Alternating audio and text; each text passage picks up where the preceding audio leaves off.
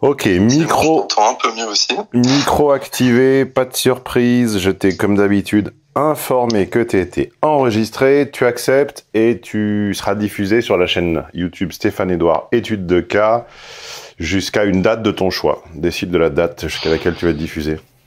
Je suis au courant que c'est enregistré, je l'accepte et tu peux me diffuser jusqu'à ton 60e anniversaire. Allez, d'accord, c'est parti. Donc, un nom d'emprunt, on va dire Manu. J'ai 27 ans. Je vis à l'étranger. Les personnes concernées, donc c'est ma copine qui en a 33. Et disons ma mère qui approche de la soixantaine et d'autres personnes qui me sont familiers qui ont 27 ans, donc mon âge à peu près. Et donc la situation, c'est que souvent on me pose des questions sur des sujets où on peut tout dire petit que détail, tu appelles à quel titre? Je rappelle à ceux qui ne lisent jamais les descriptions des vidéos qu'on peut soit réserver son étude de cas individuellement, le lien ici dessous, soit on peut être VIP, auquel cas c'est offert, c'est inclus dans la formule, jusqu'à une fois par mois. Du lundi au vendredi pour les VIP Eco et du lundi au samedi pour les VIP Premium. Et je mets également à votre disposition ce qu'on appelle la classe prépa. La classe prépa n'est pas un filtre pour vous empêcher de me parler. La classe prépa, ce sont des gens que je paye pour vous aider à préparer votre cas afin que la discussion soit plus efficace. Un peu de la même façon que si vous n'avez jamais eu besoin d'un conseil juridique et que vous allez appeler un avocat pour la première fois, vous allez vous perdre en détail, en circonvolution, et ça va vous coûter une fortune au taux horaire parce que vous n'allez pas lui donner tout de suite les informations. Si vous avez l'habitude, ou si vous avez été coaché au préalable, vous allez vous présenter plus efficacement et votre conseil juridique sera plus efficace. Bah, c'est exactement la même chose. Donc tu es à réserver ou tu es VIP? donc je suis VIP Premium. Donc, Premium, très bien. Dans ce contexte. Depuis combien de temps? Ça fait depuis un mois. J'ai réservé Un mois. depuis ce début du mois. Alors, en théorie, j'ai dû t'appeler pour te souhaiter la bienvenue. Tout à fait, ouais. Et voilà. Tu m'avais appelé il y a quelques temps. C'est le petit bénéfice des VIP Premium, outre qu'ils ont plus de séminaires, etc., c'est qu'ils ont l'appel de bienvenue. Et ceci étant dit, même si ça ne fait qu'un mois, est-ce que tu peux dire un mot sur l'expérience? Est-ce que c'était facile de t'enregistrer? Est-ce que le SAV est là? Est-ce que les gens répondent? Effectivement, alors tout s'est déroulé parfaitement. Donc j'ai eu un tout petit souci au début pour la réservation. Nono a été 100% disponible et a résolu le problème dans la journée. Et ensuite pour préparer l'étude de cas, donc ça a été avec Martin, disponible le samedi, et on s'est appelé 2 fois à 2 semaines d'intervalle, et tout de suite disponible, vraiment à l'écoute, et déjà de bons conseils et de très bons conseils pour préparer l'étude de cas et cerner le sujet. Donc vraiment un grand merci à lui aussi. Donc tu as une très bonne équipe et c'est très agréable de travailler dans ce contexte et d'évoluer dans ce contexte. Je me permets d'insister pour le verbaliser, car l'immense majorité des formations que je vois disponibles sur Internet dans tous les domaines, je dis bien dans tous les domaines, puisque on a toujours un biais quand on est un professionnel, c'est qu'on a tendance à regarder la façon dont les autres professionnels s'y prennent.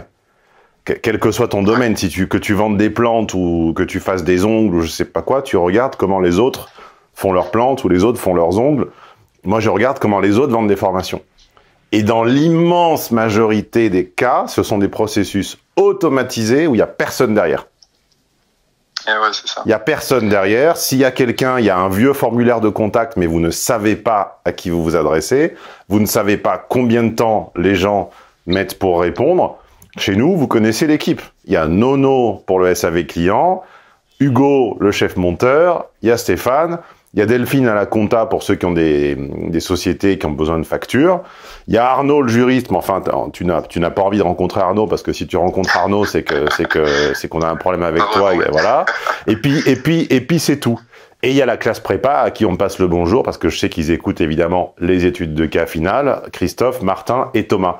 Mais ces gens-là coûtent, tout le monde coûte de l'argent, et c'est la grosse différence, outre le fait que les gens ne comprennent pas le principe des taxes et ils pensent qu'un séminaire à 175 € ou désormais 195, ça me rentre dans la poche, alors qu'en fait, il m'en reste un tiers.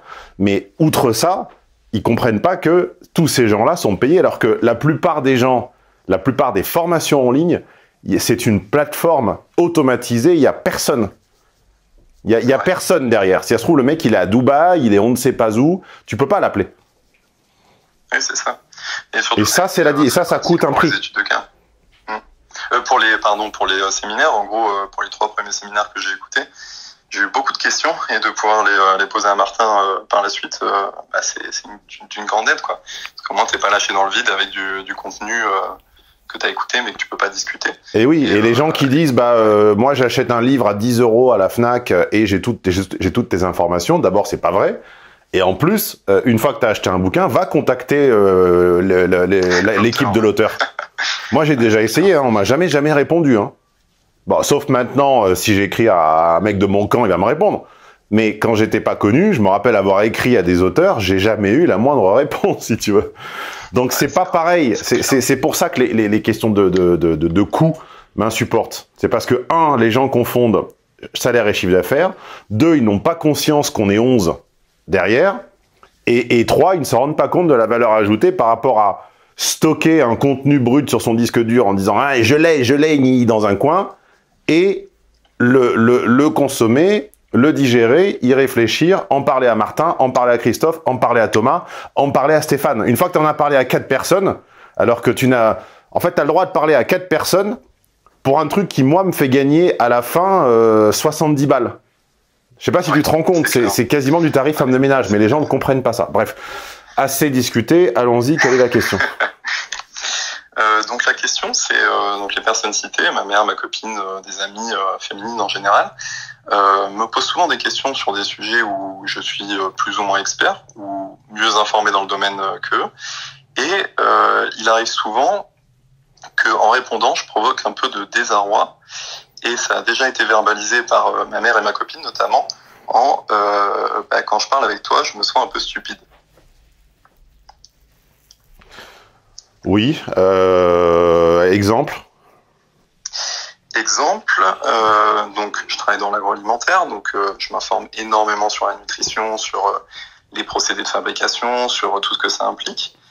Et donc récemment, ma mère me posait des questions sur la façon de s'alimenter, sur la façon de bien choisir les produits, de s'alimenter de la meilleure façon possible, et aussi avec les problématiques environnementales. Et donc, après avoir exposé de manière très rationnelle tous les éléments et arriver à des axes de nutrition et de style de vie qu'on puisse adopter, c'est là où le mot a été dit. Ouais, quand tu m'expliques tout ça, je me sens stupide. Et aussi, bon là c'est plus l'aspect maternel, j'ai l'impression de ne rien t'avoir appris, et que tout ce que j'ai pu faire dans ma vie, en fait c'est pas c'est pas pertinent, quoi. Oui, alors on peut entendre cette remarque, mais cette remarque, est-ce que ce schéma, est-ce que cette dynamique, cette cinétique en gros entre vous, est-ce que ça a lieu dans tout débat, ou est-ce que c'est uniquement sur les sujets où tu as une expertise? Ça a lieu généralement dans toute discussion argumentée. Oui, mais je répète, où tu n'as pas une expertise en tout. J'espère pour toi, sinon t'es un mytho. Non, personne. Sinon t'es un mytho. Donc est-ce que sur les sujets où tu n'as aucune expertise, c'est le cas également? C'est le cas également, je dirais oui. C'est le cas également. Quand il faut réfléchir et qu'il faut donner des hypothèses avec les éléments que tu as à ton niveau. Donc effectivement, je suppose qu'il n'y a pas besoin d'être expert pour formuler des hypothèses à un certain niveau. Et c'est là que ça peut bloquer aussi, quoi. Je résiste, tu sais, je suis le rempart à la misogynie, donc je résiste jusqu'au bout à tirer des conclusions hâtives, erronées sur le genre, etc., etc. Mais il y a quand même une petite coïncidence. J'ai pas dit récurrence, hein. J'ai dit coïncidence entre le sexe le genre de ta mère et le genre de ta sœur, c'est que c'est comme des femmes. Et que les femmes, dans leur immense majorité, ont tendance à préférer le raisonnement inductif et les hommes le raisonnement déductif. De la même façon que les hommes et les femmes ont des instincts différents. La femme a l'instinct de nidification, l'homme a l'instinct de prédation. De la même manière, H a tendance à préférer le raisonnement. Ça ne veut pas dire qu'il n'y a pas d'hommes qui induisent et qu'il n'y a pas de femmes qui déduisent. Ça veut dire que dans leur état naturel, en groupe, et observé dans leur globalité, il y a plus d'hommes déductifs et il y a plus de femmes inductives. Oui, Et ta mère et ta sœur ont peut-être des raisonnements inductifs, c'est-à-dire qu'en gros, elles font un mélange de pressentiments, d'habitudes, d'habitus, comme diraient les sociologues foireux, parce qu'ils ont l'impression que c'est un super concept, l'habitus, alors que bon, c'est en gros de l'habitude avec du verbiage autour. Des réflexes incorporés, quoi. Donc, les gens qui induisent arrivent parfois à des résultats, souvent à des résultats qui peuvent être tout à fait intéressants avec ce qu'on appelle l'habitude, le bon sens, un peu de présence d'esprit, la capacité à concaténer les événements passés pour les transformer en expérience. Hein, l'expérience n'étant pas simplement être vieux, sinon tous les vieux seraient super intelligents, ce qui n'est pas le cas. Et les déductifs sont les gens qui se retiennent de juger. Qui se retiennent de juger jusqu'à ce que les événements leur donnent la liberté de le faire parce que la conclusion est indubitable. Donc ils attendent, ils mesurent, ils s'abstiennent tu vois, c'est les gens qui sont en capacité de dire je ne sais pas, je ne décide pas encore. Je suis partagé sur un sujet que j'ai pas encore... Par exemple, moi, on m'a demandé récemment ce que je pensais de la décision de la Constitution suprême américaine sur l'avortement. J'ai dit, je ne sais pas. Je ne sais pas parce que je n'ai pas pesé le sujet, parce que je ne sais pas dans quelles conditions elle l'autorise, à qui, à quel âge, enfin plutôt, elle l'interdit. Est-ce qu'il y a des exceptions pour les cas de violence, pour les cas d'agression? Quelles sont ces exceptions? Combien de temps? Que quoi? J'en sais rien. Tu vois? Donc, n'en sachant rien, n'ayant pas de connaissance du sujet, je m'abstiens de juger. Et la plupart des gens ont cette retenue les agace, parce qu'ils prennent ça pour une forme de... soit de supériorité, soit de mollesse, soit d'indécision... Donc en fait, c'est l'éternelle confrontation entre les inductifs et les déductifs.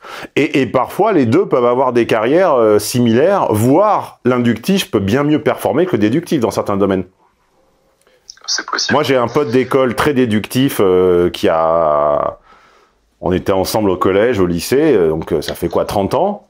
Bon, il a une carrière relativement moyenne, et j'ai des amis inductifs, a priori moins intelligents analytiquement, qui ont 2-3 maisons et qui carburent beaucoup plus. Donc il n'y a pas une supériorité en termes d'efficacité. Si certains se sentaient tout de suite offensés, ou t'as toujours les faibles qui se sentent offensés par tout ce qu'on dit. Je dis pas que l'un est mieux que l'autre, simplement c'est un fait, quoi. Ouais. Et mon intuition me dit que, enfin, tu vois, regarde, mais moi j'ai de l'intuition, surtout moi d'ailleurs. Mon intuition me dit que, en l'occurrence, tu te confrontes à des gens qui sont inductifs, et toi, tu es plutôt déductif et interprétatif. C'est-à-dire que tu attends et tu soupèses et tu compares, et comme disait Musset, tu ne t'empresses pas de juger. Et tu déduis calmement, un peu sans passion. Et effectivement, F a beaucoup de mal avec les gens sans passion sur des sujets qui, elles, la prennent aux tripes. Et ça les agace, en fait. Ah oui, non, mais ça parle énormément, parce que oui. Plus du côté de ma copine, qui est des Balkans, qui m'a souvent posé des questions géopolitiques sur la situation. Donc pour ceux qui ne se situent pas, il y a plein de pays qui peuvent pas se tolérer, il y a eu des guerres, et elle me questionnait sur l'évolution de la situation possible. Et donc, je ne suis pas spécialiste géopolitique, mais j'ai quand même eu des études dans ce domaine, et par déduction, je peux formuler des hypothèses. Et une des hypothèses, ce serait que les différents pays de cette région fassent une première union ensemble avant d'intégrer l'Union européenne. C'était ça un des points. Oui, c'est possible, oui, j'en sais rien, mais voilà. C'est possible. Oui. Mais là où ça devient justement plus dans l'énervement, c'est que un des pays, l'Albanie, et certains pays à majorité musulmane, pour les Slaves, ça leur paraîtrait impossible de coopérer avec ces personnes-là, dont elle, ça lui paraissait mais impossible. Donc elle écoute mon raisonnement jusqu'à ce que je formule cette hypothèse et que tout de suite tout est invalidé parce que non, c'est pas possible. Ouais. C'est pas possible que ce contexte arrive. Alors ça c'est pas tout à fait le même débat. C'est pas une question d'inductif ou déductif, c'est une question de capacité à l'abstraction. Et en fait, beaucoup de gens ont du mal avec un temps du Becherel qui s'appelle le conditionnel. Et beaucoup de gens ont du mal à entendre jusqu'au bout un raisonnement qui est au conditionnel. Et en fait, ils le mettent au présent. C'est-à-dire que, je te prends un exemple simple, qui m'arrive tout le temps. Ça m'est arrivé il y a 2 jours, j'appelle un agent immobilier pour un appartement, enfin pour un loft, et je lui dis, il n'y a pas de photo des chambres, est-ce qu'elles ont une fenêtre ou pas, parce que parfois, dans ce type de bien, en fait, la lumière arrive par le toit, c'est le toit qui est en verre, mais en fait, il n'y a pas de fenêtre sur les murs. Et donc, je ne lui dis pas que son bien n'a pas de fenêtre sur les murs, je lui décris un cas général qui n'est pas le sien, en lui disant, voilà, j'ai bien remarqué que le vôtre semblait ne pas appartenir à ce cas général, mais par expérience, je me permets de poser la question, même si ça peut vous paraître un peu franc du collier comme ça, voilà. Je dis, voilà, parce que je suis habitué à voir des cas où, quand, si et quand, c'est la même logique grammaticale, d'ailleurs c'est le même mot en allemand, si et quand, donc si / quand, les premières photos se présentent comme ça, alors, en général, j'en déduis que ça. Et en fait, il me coupe, et il me dit, non, mais je vous dis qu'il y a des fenêtres. Ouais, et je lui dis, mais monsieur, je ne parle pas du vôtre. En fait, je prenais 10 secondes, allez, 20 secondes d'une conversation de 20 minutes pour vous parler d'un cas général. Et en fait, l'idée que tu parles de quelque chose qui n'est pas le présent devant leurs yeux est quelque chose d'inutile. Ce sont en général des gens qui ont du mal avec l'abstraction. C'est-à-dire qui ont du mal à envisager des cas qui ne sont pas le présent de l'indicatif. Tu vois ? Ouais, mais là où ça devient... c'est là mon dilemme aussi, c'est que l'hypothèse que j'ai formulée pour sa région, elle est factuellement arrivée il y a 2 semaines. Ces pays ont formé une alliance. Et sa réaction, elle a été plus de me le dire de façon un peu neutre. Et c'est là où j'ai senti que pour le coup elle se sentait stupide. Elle me l'a pas reverbalisé parce qu'elle me l'a déjà dit pour d'autres situations, mais je sentais qu'il n'y avait pas d'entrain, quoi. C'était vraiment voilà, t'avais raison, et c'est voilà, de l'agacement quasiment. Oui, mais tu n'as pas toujours raison, tu peux avoir tort aussi. Ah non, c'est ça. Oui, mais le dilemme pour moi c'est est-ce que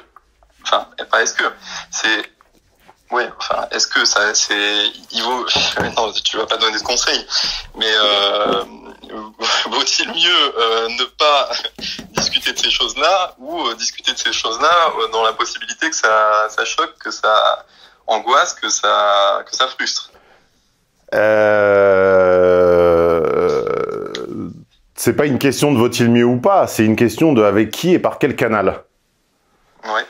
Le raisonnement déductif, encore une fois, je répète, n'est pas supérieur, parce que les gens pensent toujours, tu vois, encore une fois, c'est les mêmes limites d'intelligence. Ils pensent que quand je décline un truc, ça veut dire 1, que c'est mieux, et 2, que je l'ai. Non, 1, c'est pas forcément plus efficace, et 2, je suis pas très bon à l'abstraction. Je suis, on va dire, moyen plus, mais j'ai bien vu en classe préparatoire que dès que c'était trop abstrait, j'étais dépassé. Il y avait 25 gars dans la classe qui étaient meilleurs que moi en abstrait. Donc ça veut pas dire que je vous surplombe ou que je machin. Donc je suis pas un grand théoricien de l'abstrait. Simplement, je remarque que les gens ont du mal à se décentrer, etc. Ceci étant dit, j'ai oublié la question. Pardon, excuse-moi. Ah oui, vaut-il mieux pas? Non, ça dépend, encore une fois, ça dépend des contextes. Les limites du raisonnement déductif, voilà, j'ai retrouvé mon chemin. Les limites du raisonnement déductif sont plurielles. D'abord, c'est qu'il fait passer pour un être sans émotion. Oui. Et ça, F ne le supporte pas. Et la seconde, c'est que c'est relativement lent. Puisque c'est un mode de raisonnement qui est lent. Il y avait quelqu'un qui était excellent à ça, c'était Drac, malheureusement, qui a mis en pause très longue, hein, depuis 3 ans, sa chaîne YouTube. Ces contenus de prospective politique étaient des hypothèses de scénarios, et c'était très très long, notamment dans sa première phase. Après, il s'est mis à monter et à cutter. Et après, c'est devenu un peu barbare parce qu'il y avait beaucoup de cuts. Dans la toute première année de sa chaîne, ou les premiers 6 mois, il n'y avait pas de cuts. Et en fait, le mec réfléchissait 1 heure, 1 heure et demie en temps réel. Et ça, c'est quelque chose qui n'est pas faisable dans une conversation, ou pire, dans un truc mondain. C'est pas possible dans un dîner où les gens te demandent dans quel camp tu te places. C'est pas possible de formuler 3-4 hypothèses en disant, en mettant 5 minutes par hypothèse, x 3, x 4, ça fait 20. Et au bout de 20, en prendre encore 5 pour expliquer que tu sais pas, que tu décideras en fonction des événements, etc. Ça n'est pas audible. Tu comprends? C'est ineffable pour faire un clin d'œil à une de mes publications Instagram récentes, voilà. Comme ça me permet de glisser à ceux qui n'y étaient pas encore abonnés que j'ai un compte Instagram et que ce n'est pas du duplicata, donc ne vous dites pas, j'ai tout sur YouTube. Si vous aimez bien ce que je fais, suivez-moi également sur les autres réseaux parce que je ne duplique pas le contenu. Donc, j'ai découvert de la bonne musique sur ton Insta. Voilà. Donc le raisonnement déductif est globalement ce qui est approprié à l'analyse, et l'analyse est quelque chose qu'on fait généralement à l'écrit. C'est ce qu'on fait dans un livre, c'est ce qu'on fait dans un article, c'est ce qu'on fait dans un exposé, c'est ce qu'on fait... c'est un mode de raisonnement que tu peux et que tu dois conserver, car c'est un bienfait, c'est une vertu d'être capable de raisonner logiquement, mais il faut le garder pour le... tu peux l'écrire, tu peux le poser par écrit, tu peux le publier ou le faire publier, tu vois. C'est pas forcément adapté au débat en famille, c'est pas forcément adapté au débat du petit déjeuner ou du dîner, voilà.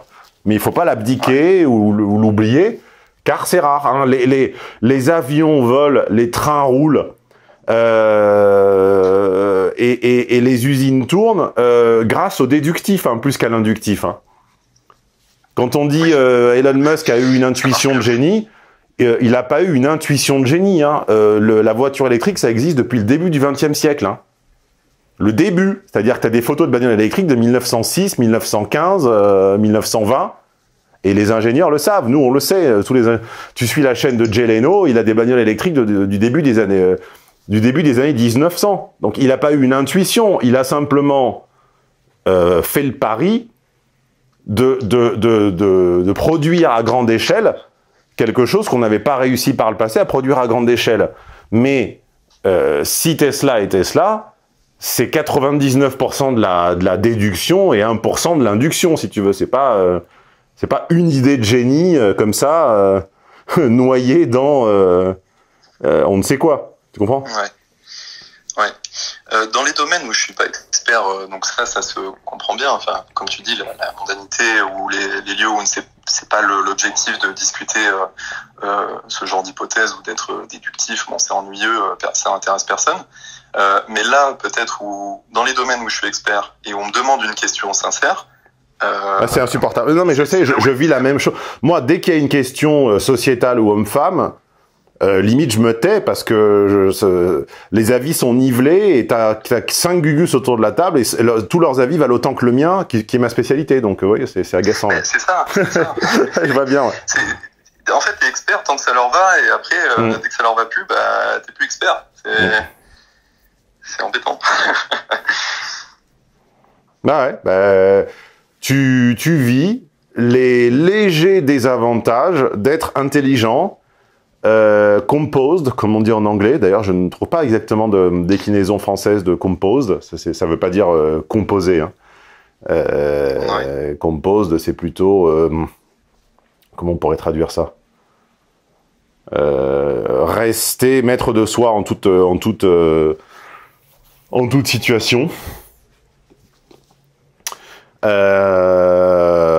Tu t'exprimes extrêmement clairement. Voilà, et tout ça, effectivement, sur des sujets où les gens ont une opinion complètement clanique, ethnique ou intuitive, tu vois, ça peut être agaçant, surtout qu'en fait, ils n'acceptent pas que tu puisses ne pas avoir une version ethnique des choses, ou une version clanique des choses. Ouais. Ils s'intéressent pas à la réponse, ils s'intéressent au parti, en fait. C'est ça. Comme quand les féministes, alors que j'essaie de toujours être nuancé, j'essaie de toujours relativiser, de toujours remettre en contexte, de ne jamais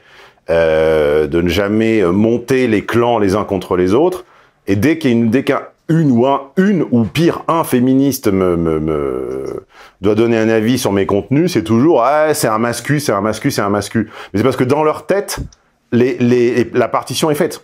Mais je me suis jamais j'offre 1 000 €, j'offre 10 000 € à celui qui me trouve un passage, un extrait où je me définis comme masculiniste.